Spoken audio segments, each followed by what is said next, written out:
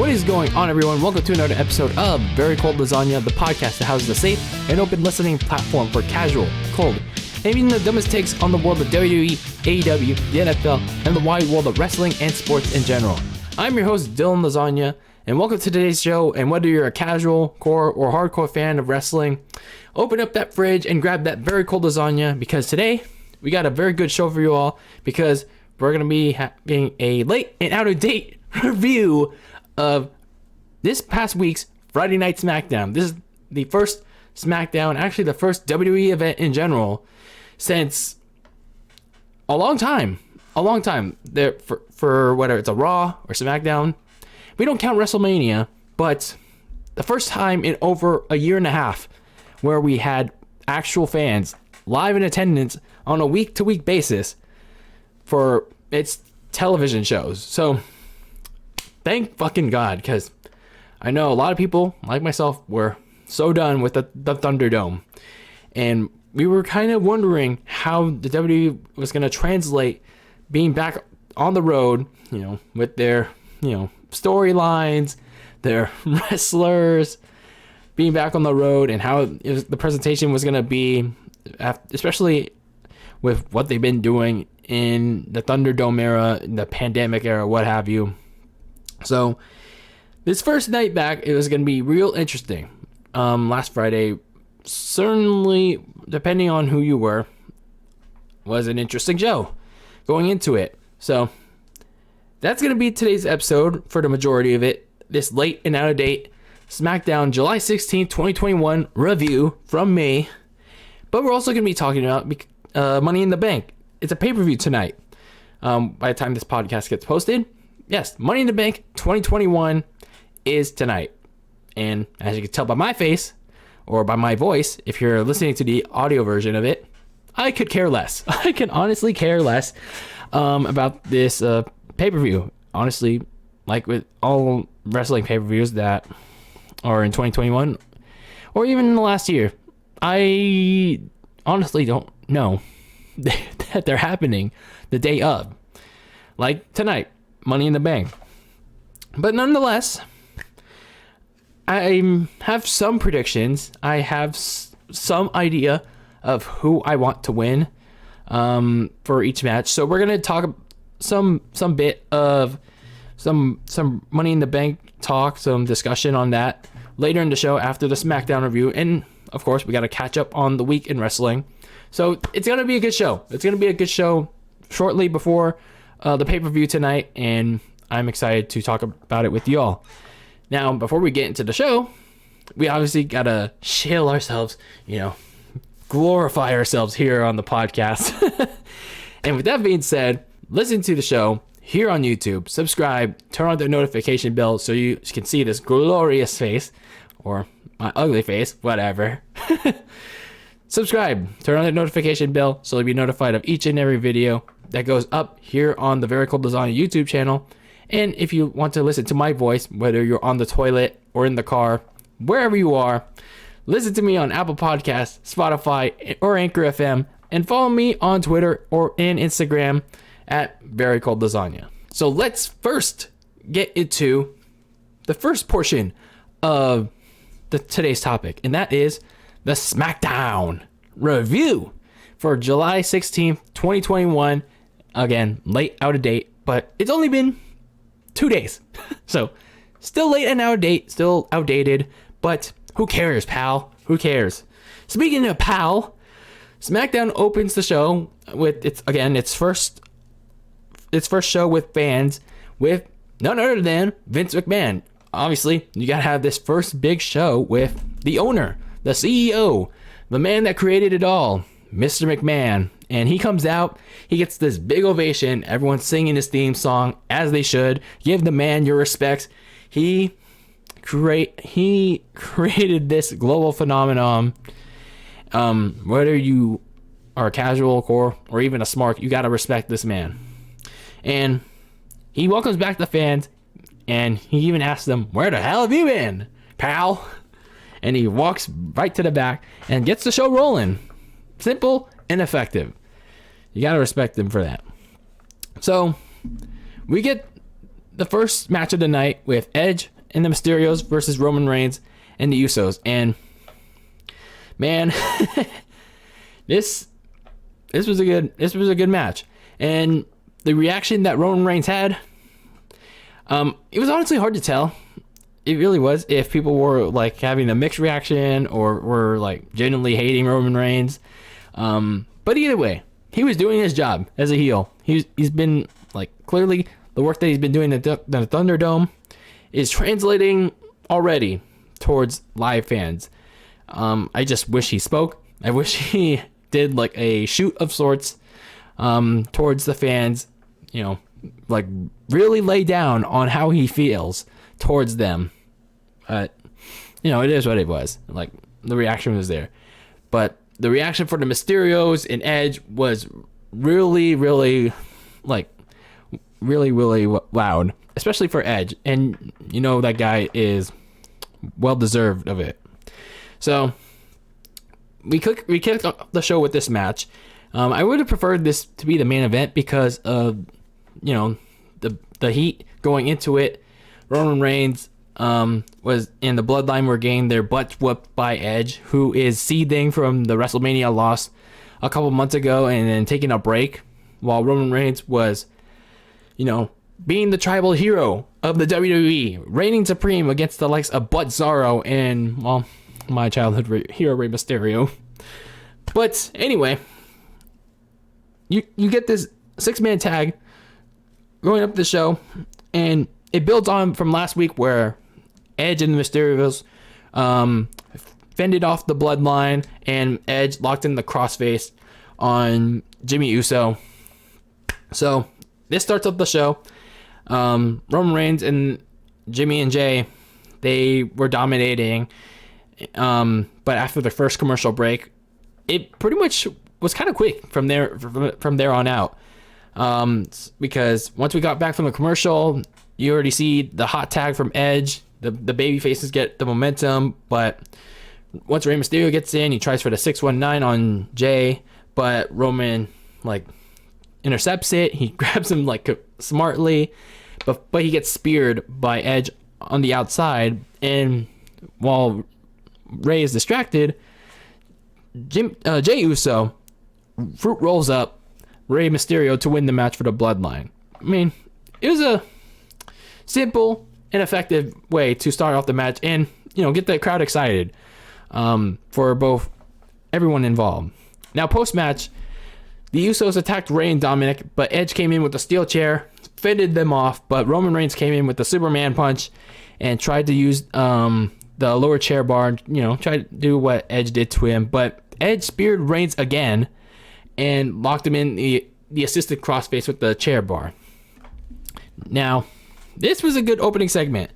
I just think that the thing that hurt it a little bit was the commercial break, and once we came back, it was pretty much almost over. But nonetheless, I like how they set this up for Sunday, and I like this little trifecta of, you know, Edge standing tall over the Bloodline over the course of these last couple of weeks leading up to Money in the Bank. But I don't know, it just kind of goes to show that he's not going to win on tonight against Roman Reigns. So we'll see what happens tonight. I mean, crazier things have happened, but I don't think Edge is going to retain. So backstage afterwards, Edge is confronted by Seth Rollins. I don't exactly remember what happened, but I think I was remembering that Seth Rollins was rooting for Edge because if Edge wins and Rollins wins Money in the Bank, he's going to finish what he should have done 7 years ago. So they brought up the fact that Seth Rollins nearly curb stomped Edge and broke his neck before John Cena obviously gave Seth Rollins the authority back. So good callback there. So next up, we had a segment where Sami Zayn was coming out taunting the crowd about how there's a conspiracy against him for over a year, especially in the Thunderdome era. And for the people watching at home, he tried to get the crowd on his side and failed. There's also a conspiracy against him because he wanted to be in the Money in the Bank ladder match, but he wasn't, so he tried to get the briefcase handed to him instead. So he was eventually interrupted by Finn Balor. Yeah, whoopee. So Finn Balor, after weeks off of NXT, I guess he's back on the main roster. So cool. What? I don't know. I honestly don't know. Cool? What? I don't know. I mean, Finn Balor was all right with the demon fate. I like, that's the only redeemable thing I can find cool with Finn Balor. So he gave Sami Zayn the double tantrum foot stomp before, he did his boom thing with the fans. So yeah, Finn Balor's back. Whatever. So then we got a vignette for the Intercontinental Champion Apollo Crews, and that's exactly what they should be doing. If a person's not going to be on the show, might as well try to get people interested, get people excited about them through vignettes. Like, get to know who this person is, and that's what they're doing with Apollo Crews. That's how you get people interested in these wrestlers, especially in their characters. And I guess this is a good start with Apollo Crews, even though he should always be on TV. And why hasn't been on TV when he's the Intercontinental Champion? Your guess is as good as mine. So for the next two segments, we got some women action. When we had the WWE Women's Tag Team Champions, I'm wondering why those championships still exist when there's literally not enough women to make it a reality, both on the main roster and in NXT. Like, can we say that the Women's Tag Team Championships in general need to go in the garbage? They need to be deactivated because they are just not enough women to make enough formidable, legitimate tag teams. I'm telling you, Natalya and Tamina, the Russell Wilson-esque Seattle, what at this point, they're not an exciting tag team that people will care about. They're just like, oh, we got to take a piss break like we did back in 2014, 2015, all the way back through the Nikki Bella Reign of Terror. So Natalya and Tamina came out for the obligatory piss break against Tegan Nox and Shotzi Blackheart, who, by the way, has potential. I don't know why people like. I know some people don't like her. Some people like her. I mean, she's all right. She has potential, but she has some work for her to be done. And Liv Morgan and Zelina Vega. Apparently Zelina Vega is back in WWE. If you don't know, Zelina Vega, formerly Rosita from TNA, in the last year, she was fired for supporting unionization, and she refused to go by the WWE's social media ban, where you can't have these third-party platforms without WWE's consent. So Zelina Vega refused to go by this, and she started an OnlyFans behind WWE's back, and yeah, she got fired over it. So anyway, that's the story behind Zelina Vega. And eventually, yeah, she's back in WWE. But I mean, more power to her, whatever. So Liv Morgan and Zelina Vega were on commentary for a match both the crowd could care less for, as you could tell.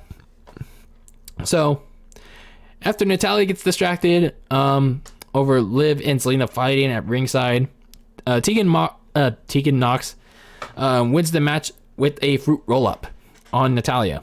So after the match, while Shotzi and Nox are watching up the ramp, Natalya and Tamina attack Liv and Zelina, only to get beaten down by Liv herself, who stands tall to end the segment. Yeah. I mean, nobody cares at this point about Natalya and Tamina. They're just jobbers. And I don't know why they're getting a push in the year 2021. Like, why do we have them as the tagged as champions at all? But whatever. I just, it is Natalya and Tamina, like, as champions are the signs that, well, they're the obligatory piss break. So I don't know. I guess all I can say is if the WWE had brains, they will put in the work to get people to care about people that has potential to be stars. Like, for example, Shotzi Blackheart. Now, I've seen a couple of highlights of her. She has the charisma. She has the personality.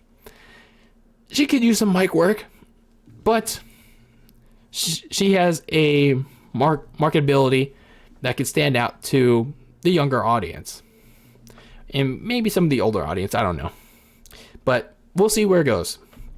But the thing I liked about this segment, even if it's a women's segment, was Liv Morgan getting a nice reaction from the crowd. I think her getting that ovation from the crowd, even if it was like a loud pop like Edge and Roman Reigns earlier in the night, you could tell that people kind of want her to win tonight. That was kind of like the standout thing. And whether I want her to win, I don't know. We'll see. So she has the appeal. Liv Morgan has the appeal people want to see. That appeal. That appeal. So we'll see what happens tonight with the women's side of things, and when we get to the predictions. So next, we have the SmackDown Women's Championship match between Bianca Belair and Carmella. But you're probably asking yourself, wait a minute, Dylan. I thought it was supposed to be Bianca Belair versus Bayley in an I Quit match.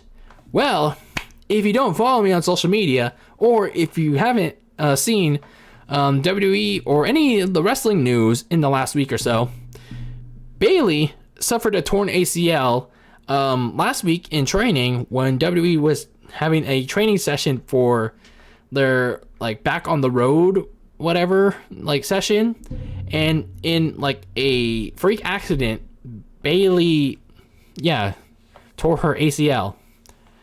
Again, freak accident, nobody to blame, but I don't know. I don't know what happened. I kind of don't want to know what happened. Injuries happen. Injuries happen all the time. Just look at the NFL. Look at the NBA. Injuries are a part of life. So I hope I will say this. Regardless of what I think of Bayley as a wrestler, Bayley, Pam, whatever her name is, in real life, Bayley, the person I hope she recovers. I hope she gets back on TV soon. She comes back 100%. So that's that. So Bianca Belair was given a new opponent in Carmella, and she faced her on Friday. So in this match, not much interesting happens, until literally the second half.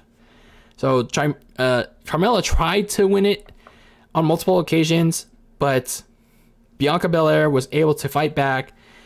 She won the match with the KOD, the Kiss of Death, and yeah, that was pretty much that. At this point,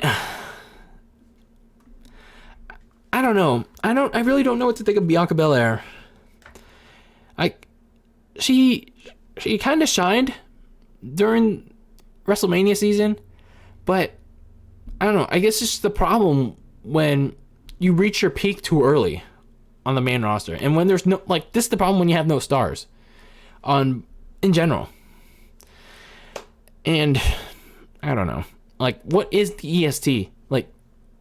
I'm still trying to figure this out. Why is Bianca called the EST of WWE? Sure, you call her the fastest, the strongest, the blah blah blahest.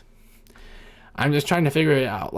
What makes her you add all these EST these I don't know what you call the I don't know adjectives, subjectives, the word in English class, whatever you call it, est. when you're trying to make words in your essays. But yeah, can we define what EST means? I don't know. I really don't know. But I mean, I guess the fans, some casuals like her. I don't know. So then we had Cesaro versus Otis. I don't care. Nobody cares. But Cesaro got flattened by Otis afterwards. So yeah, that happened. So in a segment that I actually liked, Baron Corbin came out. He looked like a complete bum. And someone pointed out on Instagram and Twitter that Corbin came out with this this crappy dress shirt that was all wrinkled, and apparently there's a shit stain. There was no, not a shit stain, but a piss stain on his shirt. I'm like, God damn. That's a good attention to detail. So apparently the reason why Baron Corbin is wearing a dress shirt with a piss stain on it and he's growing out his hair again is because after losing the King of the Ring crown to Shinsuke Nakamura, he's been going on this downward spiral, you know, Emperor Lemon, downward spiral, downward spiral, downward spiral. So he's been getting emotional, he's been getting depressed. In storyline, this is not like real life. This is just in storyline. He's apparently losing thousands of dollars, being threatened with foreclosure, like losing his house, he even lost his car, and he's been on a losing streak. So to get help, to get some help, and to get some sympathy from fans, he announced Corbin Fund Me. Yeah, I kid you not. He actually legit made a website, Corbin Fund Me. So this is a real website. So Baron Corbin is trying to start like this Kickstarter to get some money, get his life back on track, and yeah, his goal is to get $100,000 because of his financial difficulties. I'm actually kind of interested in this storyline. I didn't like Baron Corbin, but however this progresses, might turn around. This sympathy character might be a good thing for him. He even went on his knees to beg and plead, I really want your money. Even if Houston, Texas is full of cheap bastards. That's not what he actually said, but it's kind of something like that. Kevin Owens then came out. He gave Corbin a stunner before it led into the Fatal 4-Way, the main event of the night. So, like I said before, I wonder what's going to happen next with this sad Corbin gimmick. Is he going to run away from bank investors? Is he going to run away from stray dogs? Is he going to I don't know what's going to happen. I was going to say something else, but I don't want to say it. But I like where this is going. I kind of like where this is going. And this is even then, this was the first time I saw this sad Corbin thing. So I'm kind of excited to see where it goes next.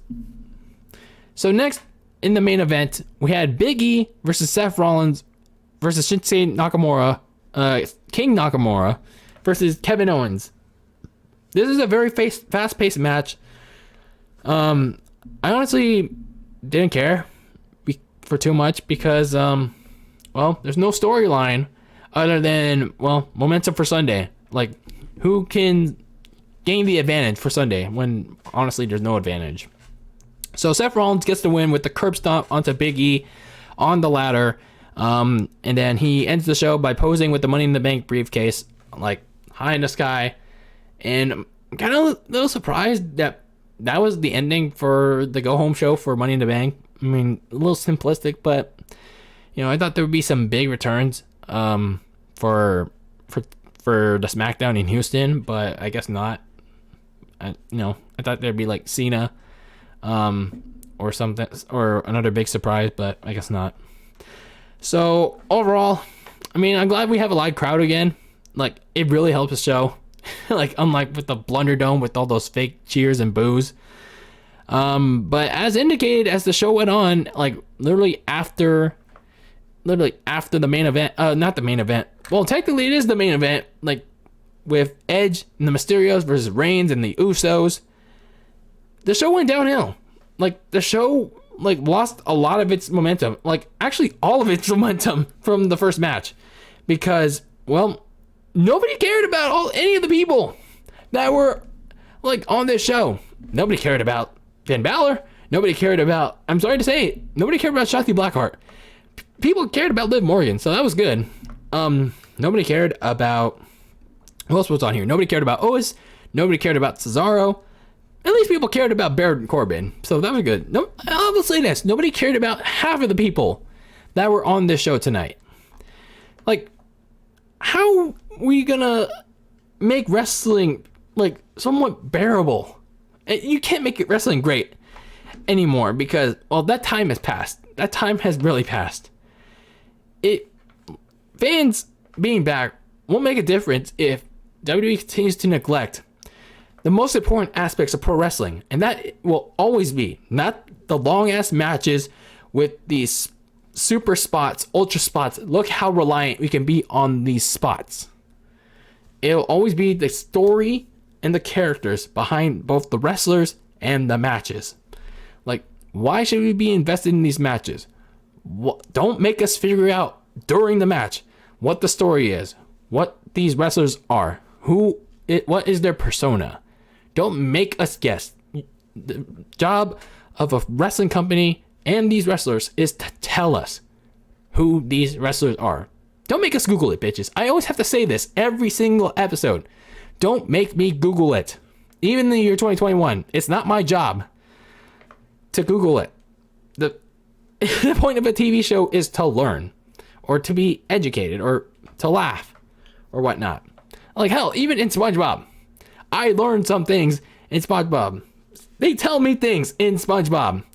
They tell me things in regular show or whatever cartoon I watch still in 2021. Yes, I'm that weird, all right? It's fine to be weird. So, overall, like, no one's gonna care that the fans are back if there's a lot of weird shit happening still in today's WWE. I will say that there wasn't a lot of goofy shit. Like, at least SmackDown had a semi-serious show. So there wasn't anything like fireballs or like, dry humping like going on. But we'll get into that once Monday Night Raw comes around. Don't worry, I'm not going to review that, but man, once people see Monday Night Raw in person, oh man, they're in for something else. So that was SmackDown for you. Pretty boring show after the first match. So let's now talk about, let's transition now to Money in the Bank. There's a pay-per-view tonight. Yeah, who remembered there was a pay-per-view tonight? I certainly didn't. So this is the first pay-per-view with fans. Obviously, the big match is the Money in the Bank ladder match.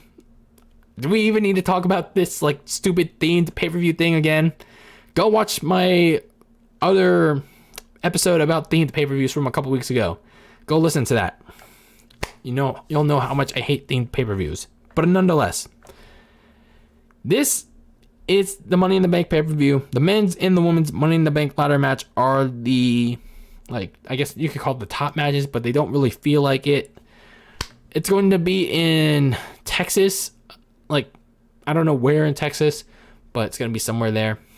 And honestly, this card looks, it looks so bad. Aside from, I honestly don't know. I guess I'll also say, aside from one match, and we will get that at the very end.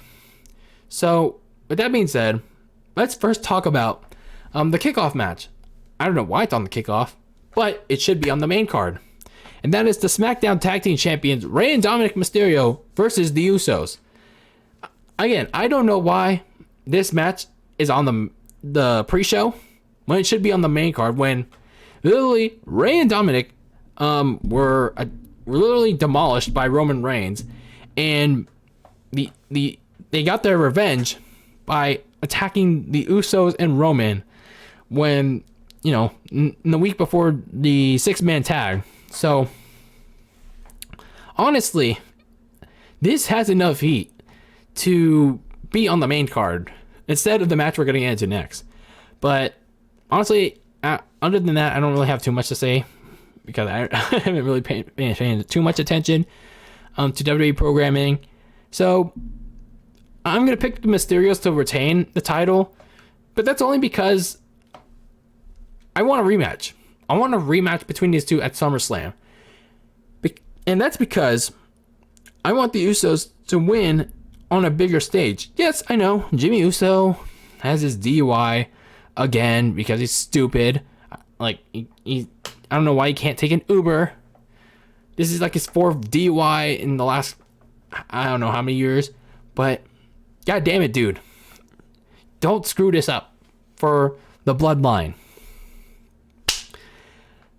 There's going to be a much larger crowd for SummerSlam in Vegas. You know, the shiny, glossy Raider Stadium. I'd say give the titles to the Usos next month, especially if Roman Reigns is going to be retaining the title. The Bloodline's going to be standing tall with all the titles. That would be a good visual to end SummerSlam off of. So I'm going to go with the Mysterios on this one, and then, you know, have the Usos win it next month. Then we get into this match. The other tag team titles, the Raw Tag Team Champions, AJ Styles and Omos versus the Viking Raiders. I'm just going to say AJ Styles and Omos, just so I have a prediction. Next match. Then we have the Raw Women's Champion, Rhea Ripley, going up against Charlotte Flair. Yes, two of WWE's top Russell Wilson-esque, Pete Carroll-esque, Seattle. You can finish the statement. Man, I don't know about either of them at this point. Like, Rhea Ripley could have been something, but then she changed her look. I don't know why. So, I don't know. I don't like Charlotte either. Like, her promos are terrible. Her matches are terrible. Her moveset is terrible. Especially her moveset. Like, do we really need another Charlotte stat pad reign? You know, Sharford, Stafford. I don't know. I'm trying to do a Matt Stafford kind of thing, but I couldn't get it. So, I don't know. Rhea Ripley retains the Raw Women's title. And then maybe, like, I don't know, the repetitive man, Becky Lynch, comes back to face Rhea Ripley at SummerSlam. I don't know. I don't care. Then we have the Women's Money in the Bank ladder match.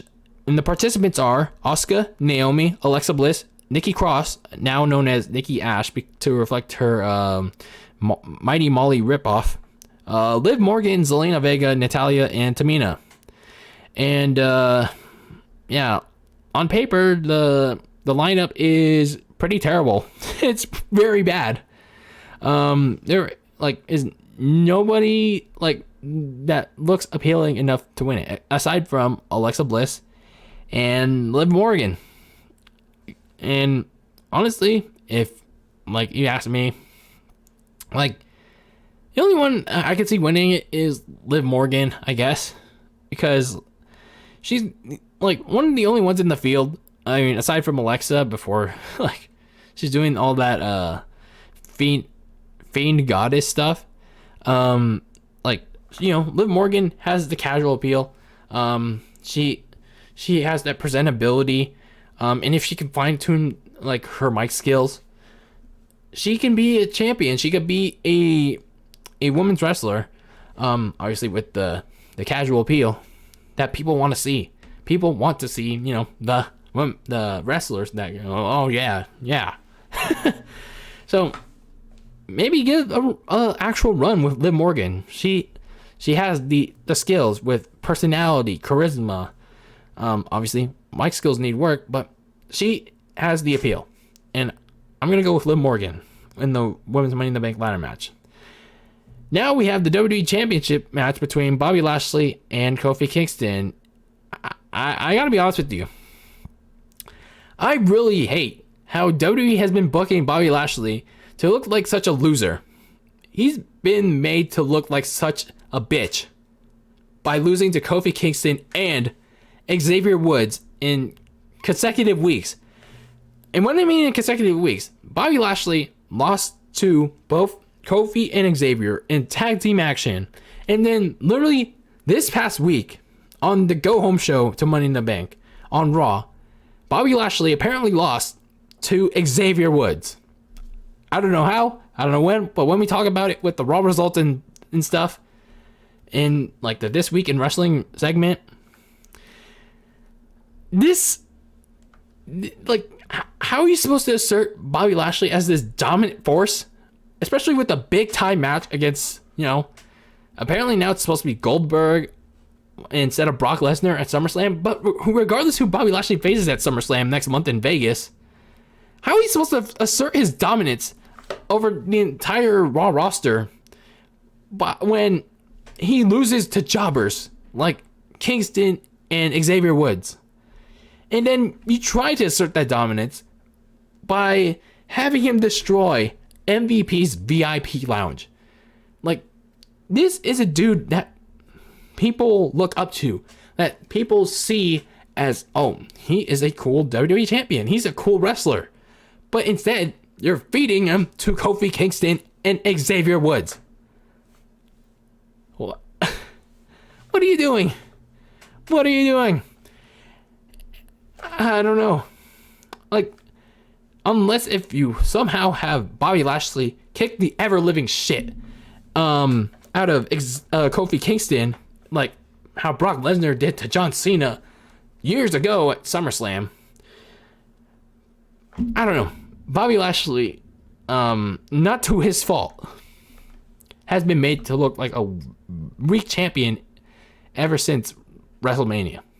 Like, it's sad. Like, he should not be booked this way. He seriously shouldn't. It took him so many years to finally earn a WWE title. And, of course, WWE drops the ball with the booking. I don't know what they're doing. So, Bobby Lashley is going to retain. But I hope WWE books it in a way that he fucking squashes. He freaking steps on Kofi Kingston. Because if Kofi Kingston ever gets in any offense on Lashley, my God, how is he going to look impressive? How's Goldberg or Brock Lesnar, whichever one is going to face Lashley at SummerSlam, how are they going to give the rub? How are they going to give the rub to Lashley? It makes no sense. Like, those two, like, either one would be a good match against Lashley. I mean, Brock Lesnar would be the better match. But, I mean, I at this point, Goldberg is Goldberg. Like, regardless of my feelings of him, it's Goldberg. Whatever. But with Bobby Lashley, WWE, what have you done? So now we have the men's Money in the Bank ladder match. The participants are the following: Ricochet, John Morrison, Matt Riddle, Drew McIntyre, Big E, Kevin Owens, Shinsuke Nakamura, and Seth Rollins. The only two actually I could see winning here are either Drew McIntyre or Seth Rollins. I mean, at least with the women's match, like, I could put in one definitive winner with, like, Liv Morgan. Like, I can't really say with Alexa Bliss because she's already done it, and it doesn't really fit what they're trying to go for, like, whatever they're trying to go for with the Fiend Goddess character. But at least with Drew McIntyre or Seth Rollins, yes, Seth Rollins becomes a 2-time Money in the Bank winner when he's got nothing going for him. But I guess with Seth, you could do it. You can do it in a way he can cash it in if Edge somehow dethroned Roman Reigns on tonight, or he directs the sequel to the Heist of the Century from WrestleMania 31 and makes the Universal title match a triple threat again. And whether or not he's successful, he tries it again. But with Drew McIntyre, which he's probably the favorite to win it anyway, even though he needs a break from the title scene, for as much as I like him, though, you can use the briefcase as a clause against the stipulation that Bobby Lashley put on him, where he can't challenge for the title as long as Lashley is the champion. So it was kind of weird how Drew McIntyre is even in this match, considering like he shouldn't be. But I guess this is how it's gonna work. These are the only two feasible options at this point. But I know some of you are gonna say the X Factor is Big E. Like, if Big E was gonna be an X Factor, like this whole solo run with Big E, why didn't they not have him go back to that 5 count thing back in NXT? Like, you know, having him go on this serious non-New Day-ish run, like, you know, lounging it with Pat McAfee and, you know, like dry humping stuff like he usually does, dancing around like a goofball. Like, what? Really? You want Big E to win this match? Makes no sense. So in the main event, which will probably be the main event, the Universal Championship match between Roman Reigns and Edge. The match we should have gotten at WrestleMania 37 back in April, but no. WWE wanted to put Daniel fucking Bryan for no damn reason. Calm down. I'm good. You already know how I felt about that, but we're here to talk about Roman Reigns versus Edge. A match that honestly has been building up since the Royal Rumble and now has made its way into the summer. I talked about it a lot in the SmackDown review. Now for the prediction, Roman Reigns is going to retain. I like Edge. I do think he can get another crack at a world title, just not right now. I just don't think it's his time. Reigns has been doing a lot of great work, his best work in his career, ever since becoming the tribal hero, the hero of the table. He's earned the right to be a champion for a year. His work, his improvement with his character, his mic skills, it's improved. I really like what he's done. Turning babyface was the best thing going for him. Yeah, I would really want Reigns to retain. I mean, I wouldn't be upset if Edge like surprisingly won. I'd actually be happy for it. But I would prefer to see Roman Reigns retain so we can get this version of Roman Reigns versus John Cena. You know, the match that should happen at a major show instead of a B show like No Mercy. This version of Roman Reigns, the Tribal Chief, versus Hollywood John Cena for the Universal title at SummerSlam. That's a match people are going to be invested in. I mean, besides, they're already hinting towards Edge versus Seth Rollins. And is that really a money-making match for SummerSlam, like for a major world title? I mean, again, I like Edge, but is Seth Rollins really going to be the guy that generates sales? Not really. So those are my Money in the Bank predictions. Before we end today's show, let's quickly go over this week in wrestling with Raw and AEW like we did for the last 2 weeks. With Raw, they didn't get the return of fans quite yet, so they're still stuck in the Blunderdome. So apparently, like I said before, Bobby Lashley destroyed the VIP lounge in the show-ending segment. So they had a fatal 4-way match between the participants in the women's Money in the Bank ladder match, and that was Alexa Bliss, Nikki Ash, Naomi, and Asuka. And honestly, nobody cared. I don't know who won this match. Oh, Nikki Cross won that match. So yeah. And then Ricochet beat John Morrison in a Falls Count Anywhere match. Nobody cares. Rhea Ripley beat Natalia. Nobody cares. Sheamus beat Humberto Carrillo. Nobody cares.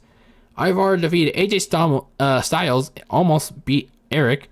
Nobody cares. Drew McIntyre broke Jinder Mahal's motorcycle. Yeah, that was Raw. No, and yeah, that's pretty much how I felt. 2 words about that show. You already heard them at this point. Nobody cares. So with AEW now, AEW, they had their Fyter Fest Night 1 this past Wednesday. That had 1.0 million viewers. Oh yeah, let's celebrate, guys! 1 million viewers again! Woohoo! So they reached 1 million viewers with Fyter Fest, and let's try to see why. They had a coffin match between Darby Allin and Ethan Page. I saw this crazy spot where Darby Allin did a coffin drop onto the casket with Ethan Page inside.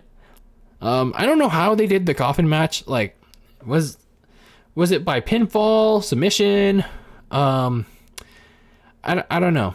Like did you have to? Is it like the casket match with the Undertaker? Like you put him in. Like, I don't know. Oh yeah, it is like the casket match. I'm stupid. So yeah, Darby Allin won, and then he did that coffin drop onto the while Ethan Page was inside. So I mean, that spot was all right. It was pretty cool. And then we had a bunch of stuff that happened. Hangman Page called out Kenny Omega. Then Cody Rhodes confronted Aleister Black. And then... Oh, what the hell? Ricky Starks beat Brian Cage for the FTW title. Yes, Ricky Starks. This random dude in Taz's Team Taz beat this dude that AEW should be booking. Like, this dude that should be going over. Brian Cage lost to Ricky Starks. This makes no sense. This makes no sense at all. And in the opener, John Moxley retained the IWGP US Heavyweight title over Carl Anderson. Yeah, a title that nobody knows about. And Christian defeated Matt Hardy. So, I mean, that's a match I guess people wanted to see. Like no, seriously. Like, 2 WWE guys. Like, that people somewhat like. Sammy Guevara defeated Wheeler Yuta. I don't know who the fuck that is. Yuka Sakazaki defeated Penelope Ford. Nobody cares. And then some backstage segments happened also during the show. Andrade being interviewed by Alex Abrahantes, whoever the fuck that is. Santana and Ortiz being confronted by Tully Blanchard, and they taunted him with a fake crowbar. And Chris Jericho was interviewed about MJF's 5 Labors of Jericho challenge. And yeah, that's pretty much how it was. And Miro cut a promo. Well, Britt Baker also cut a promo about Nyla Rose and Vicky Guerrero for to promote next week's Women's Championship match on Fyter Fest Night 2. So yeah, that was AEW Fyter Fest. And Monday Night Raw in a nutshell. I sound like pretty boring shows, if you ask me. Like, I did see that coffin drop spot, which was pretty insane. It was pretty insane there. But overall, like, tonight should be, I don't know. Like, I guess the first pay-per-view back with fans. I'll check it out. I'm gonna review it for you guys. Hopefully I'll get it out at some point this week. So, what are your guys' predictions? What are your guys' predictions for Money in the Bank? What do you guys think about the return of fans on this SmackDown? What do you guys think about this week in wrestling with Raw and AEW? I really don't know if it's a good time to be a wrestling fan, but I will say this. I guess it's good to have wrestling fans back permanently. So, hopefully it stays that way. No more Thunderdome. No more, Pornhub, OnlyFans, empty arenas, empty arena eras. No more of that. Please. We've had enough. No more of that. So, thank you guys for tuning in. Thank you all for listening to this episode of Very Cold Lasagna. I'm your host, DylanLasagna. Whether you're a casual, hardcore, or core fan like myself, I'm a core fan. Thank you for tuning in. Thank you for listening to me get my casual, cold, and dumb takes on the world of wrestling, as well, on occasion, as sports. And if you like to listen to me, subscribe, turn on the notification bell on YouTube, listen to me on Apple Podcasts, Spotify, and Anchor FM, and keep that lasagna very cold and in the fridge with your takes on the world of wrestling and sports in general. And if you want to, you don't have to, tune in to Money in the Bank tonight and lay in those predictions. Send them to me however you can. Comments, reviews, social media. Tune into the show. Like, should be interesting how the fans react in whatever part of Texas they are. But anyway, I'm gonna be checking out Money in the Bank tonight. I don't know if you will, but I certainly will. Anyway, everyone, I'm signing off. I'll see you on the next episode. And until then, peace out.